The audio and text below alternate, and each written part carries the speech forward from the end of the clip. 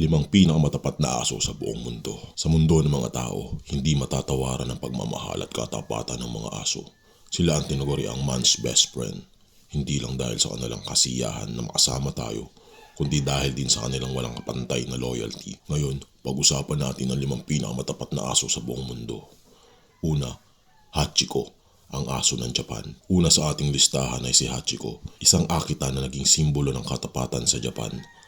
Araw-araw niyang sinasamahan ng kanyang amo na si Hidesabu Uno papunta sa istasyon ng tren at araw-araw din niyang itong hinihintay na makabalik mula sa trabaho.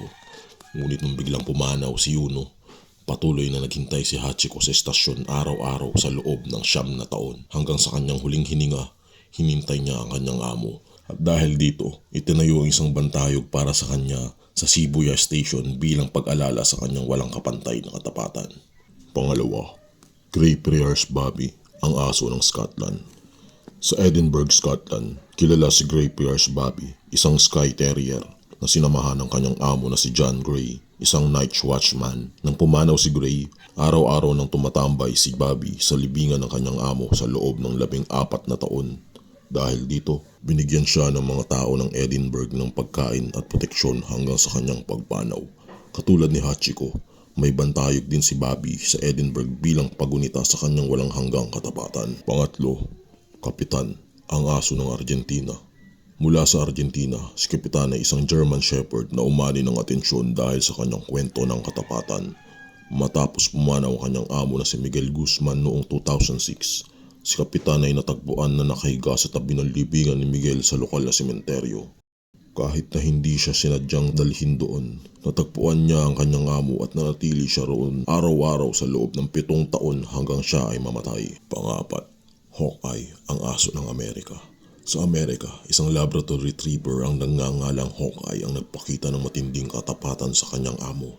Isang Navy SEAL na si John Tomlinson. Nang mamatay si Tomlinson sa isang misyon, si Hawkeye ay nahiga sa tabi ng kabao ng kanyang amo sa buong seremonya ng libing. Ang eksenang ito ay mantig sa puso ng maraming tao at nagsilbing simbolo ng pagmamahal at loyalty ng mga aso sa kanilang mga amo. Panglima, Fido, ang aso ng Italy. Sa Italy naman, si Fido ay isang mixed breed.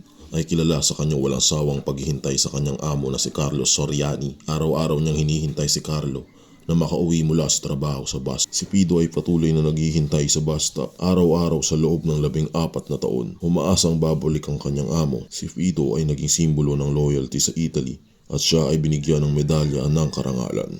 Sila ang mga halimbawa ng tunay na pagmamahal at katapatan. Ang kanilang mga kwento ay nagpapaalala sa atin na sa mundo ng mga tao, mayroon tayong mga kaibigan na handang magbigay ng kanilang buong puso hanggang sa huling sandali. Kung nagustuhan nyo ang kwentong ito, huwag kalimutang i-follow, i-like ang mundo ng mga tao para sa iba pang kwento na tiyak na magpapainit sa inyong mga puso. Maraming salamat.